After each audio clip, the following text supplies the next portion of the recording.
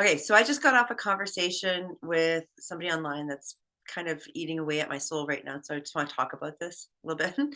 Guys, the person I was talking to uh, mentioned something about they were talking to a therapist who was telling them how to deal with men who abuse.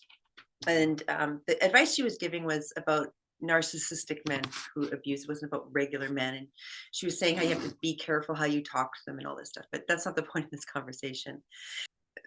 So, okay.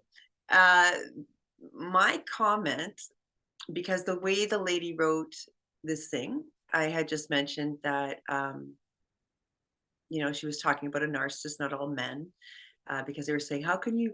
Why do you have to watch your words for all men? Blah blah blah. If you have to do that." And they were talking about all men being abusive and all this stuff. And all I said was, "Hey guys, uh, if if you're with a narcissist or somebody like that who is abusive in that way." I'm paraphrasing here as to what I said. 'Cause I can't remember my exact words, but um, you need to fix you. There's a problem there, right? The problem starts at home.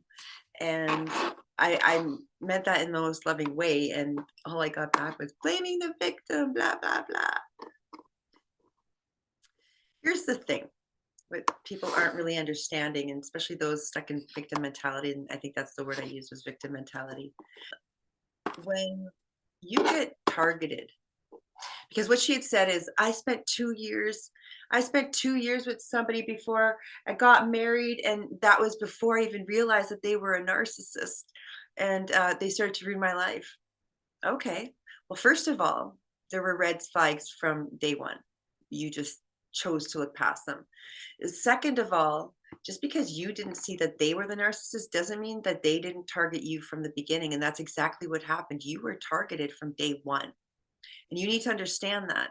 So as much as you want to victim or perpetrator blame in this case, as much as you want to blame the narcissist for, victimizing you, it's kind of you who left yourself as the target, meaning you had health issues, mindset issues up there. You had trauma issues, undealt with trauma that should have been taken care of, that they saw and fed off of. Narcissists don't pick healthy people. They know they can't, or mentally healthy people, because they know they can't hurt them. They can't touch them unless they want the challenge, but it wouldn't work because a mentally healthy person wouldn't put up with their BS and their tricks for the most part. So all I'm saying, guys, is listen. There's this story about these two beautiful, beautiful women that went to the bar. Okay.